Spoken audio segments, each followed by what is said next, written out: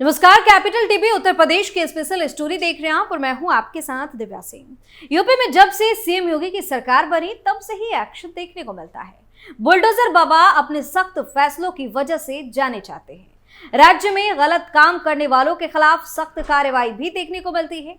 वहीं राज्य में मदरसों को लेकर जो खबर सामने आई है उससे मौलाना गैंग जो है बौखला उठा है।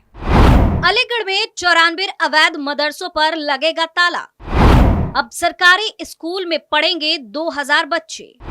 योगी सरकार के आदेश पर तगड़ा एक्शन।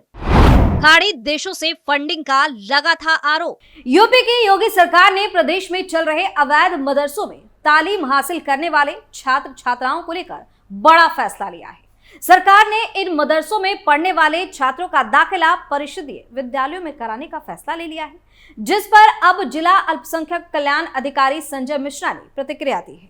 योगी सरकार के फैसले पर प्रतिक्रिया देते हुए जिला अल्पसंख्यक कल्याण अधिकारी संजय मिश्रा ने बताया कि जिलाधिकारी मोनिका रानी के निर्देश पर मदरसों के सर्वे का काम शुरू कर दिया गया। 3 सदस्य अधिकारियों की टीम ने सर्वे का काम शुरू कर दिया है। सर्वे का काम पूरा होते ही अवैध मदरसों में पढ़ने वाले बच्चों का दाखिला परिषदीय विद्यालयों में करा दिया जाएगा। दरअसल यूपी की योगी सरकार ने मदरसों को लेकर एक आदेश जारी किया था, जिसके बाद बहराइच के मदरसा संचालकों में हड़कंप मच गया।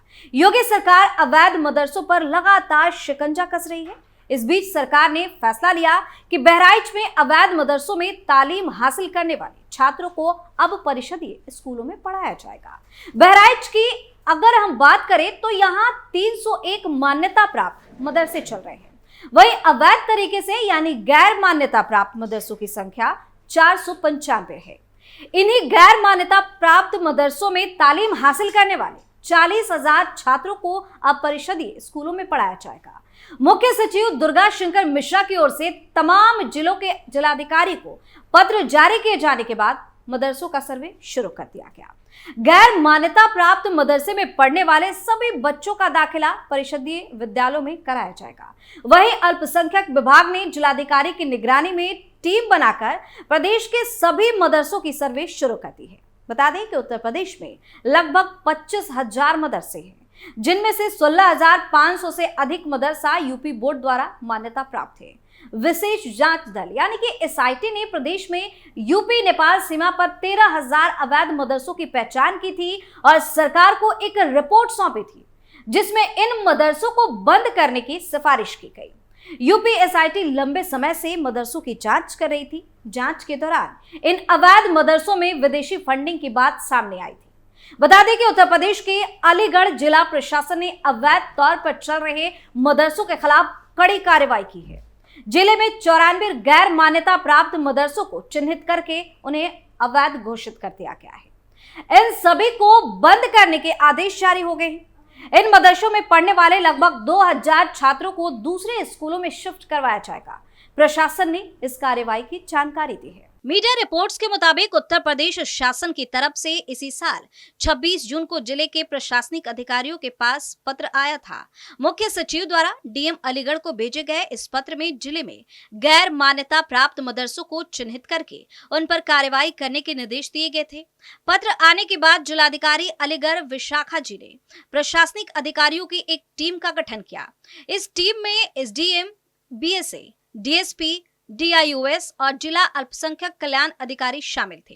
इस टीम ने लगातार पूरे जिले में चल रहे तमाम मदरसों का सत्यापन किया। सत्यापन में 94 मदरसों को चिन्हित किया गया जो बिना मान्यता के चल रहे थे। जिला अल्पसंख्यक अधिकारी निधि गोस्वामी ने मीडिया को बताया कि इन मदरसों को बंद किया जाएगा। इसमें पढ़ रहे लगभग 2000 छात्रों को सरकारी स्कूलों में शिफ्ट किया जाएगा। जांच का दायरा बढ़ाने के लिए मान्यता प्राप्त मदरसों के शिक्षकों को भी टीम में शामिल कर लिया गया है।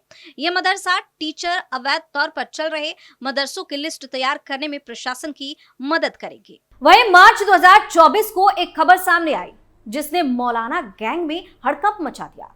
उत्तर प्रदेश में योगी सरकार के आदेश के बाद अवैध मदरसों की जांच कर रही विशेष जांच टीम एसआईटी ने अपनी रिपोर्ट प्रशासन को सौंपी। रिपोर्ट में 13,000 अवैध मदरसों को बंद कराने की सिफारिश की गई।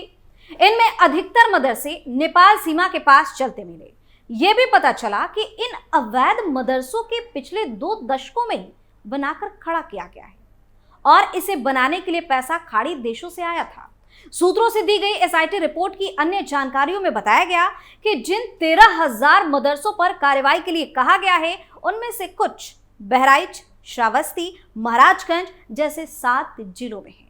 चौंकाने वाली बात यह है कि बॉर्डर वाले जिलों में इनकी संख्या 500 पार है, लेकिन जब एसआईटी ने इनकी आमदनी और खर्चे का हिसाब किताब मांगा तो इनके पास कोई जवाब ही नहीं था। टीम को आशंका है कि कहीं किसी सोची समझी साजिश के तहत इन मदरसों का निर्माण तो नहीं हुआ हो और इन्हें बनाने में टेरर फंडिंग के लिए जुटाई गई रकम हवाला के जरिए भेजी गई हो।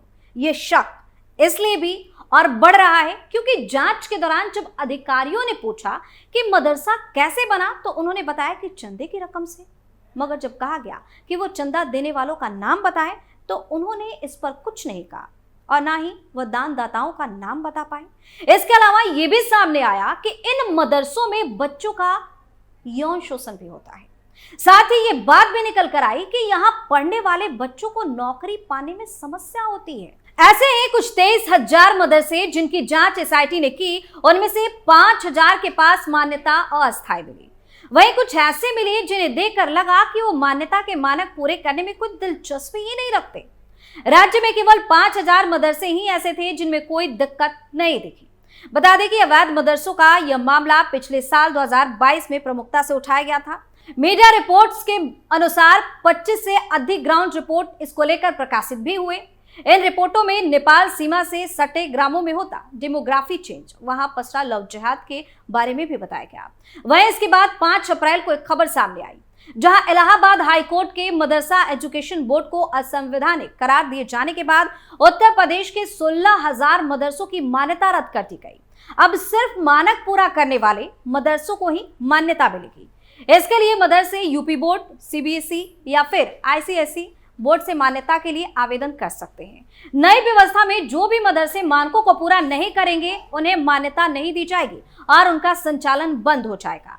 ऐसे मदरसों में पढ़ने वाले बच्चों का दाखिला सरकारी बेसिक या इंटरमीडिएट स्कूलों में कराया जाएगा। योगी सरकार ने इसे लेकर हर जिले में डीएम की अध्यक्षता में 5 सदस्यीय समिति बनाई है। यह समिति ऐसे बच्चों को निजी विद्यालयों में भी प्रवेश दिलाने के लिए निर्देश जारी कर सकती। अगर इसके बावजूद छात्र छात्राएं दाखिला पाने से रह जाते हैं तो नए विद्यालयों की स्थापना पर भी विचार किया जा सकता है, यानी कि इनका जो भविष्य है उसको ध्यान में रखा जाएगा। साथ ही स्थानीय स्तर पर सीटें भी बढ़ाई जा सकती हैं। उत्तर प्रदेश में 16,000 से ज्यादा मदरसे संचालित हैं जिनमें 13,57,000 छात्र छात्राएं पढ़ाई करते हैं। 560 मदरसों को सरकार की ओर से अनुदान दिया जाता था, जहां 9,500 टीचर काम करते। बता दें कि पिछले दिनों इलाहाबाद हाईकोर्ट ने यूपी मदरसा बोर्ड को अवैध बताते हुए इसे भंग करने का आदेश दे दिया था। हाईकोर्ट के इस आदेश को सुप्रीम कोर्ट में चुनौती दी गई, जिस पर सुनवाई भी चली। योगी सरकार में अल्पसंख्यक कल्याण मंत्री ओम प्रकाश राजभर ने कहा कि मदरसा बोर्ड मामले में यूपी सरकार सुप्रीम कोर्ट में मजबूती के साथ अपना पक्ष रख रही है, किसी के साथ अन्याय नहीं होगा। राजभर ने कहा कि जिन छात्रों ने मदरसा बोर्ड की परीक्षाएं दी है उनका रिजल्ट आएगा और उन्हें आगे की कक्षाओं में पढ़ाई के लिए आसपास के स्कूलों में समायोजित किया जाएगा। उन्होंने कहा कि मानक पूरा करने वाले मदरसा शिक्षकों को भी समायोजित किया जाएगा। इस स्पेशल स्टोरी में फिलहाल के लिए इतना ही। देखते रहिए कैपिटल टीवी उत्तर प्रदेश। नमस्कार।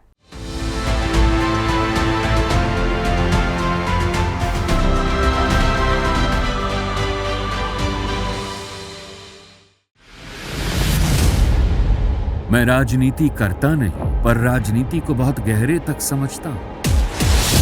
मैं लोगों के बीच रहता हूं, लोगों के मन को अच्छे से जानता हूं।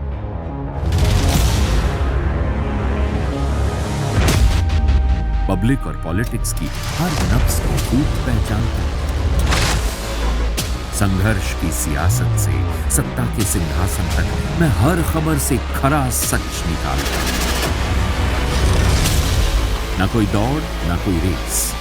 Capital TV, Uttar Pradesh.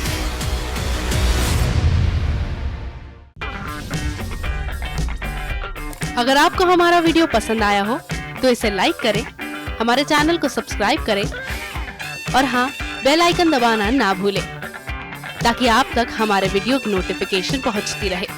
आप अपना सुझाव हमें कमेंट बॉक्स में दे सकते हैं। हमारे साथ जुड़ने के लिए शुक्रिया।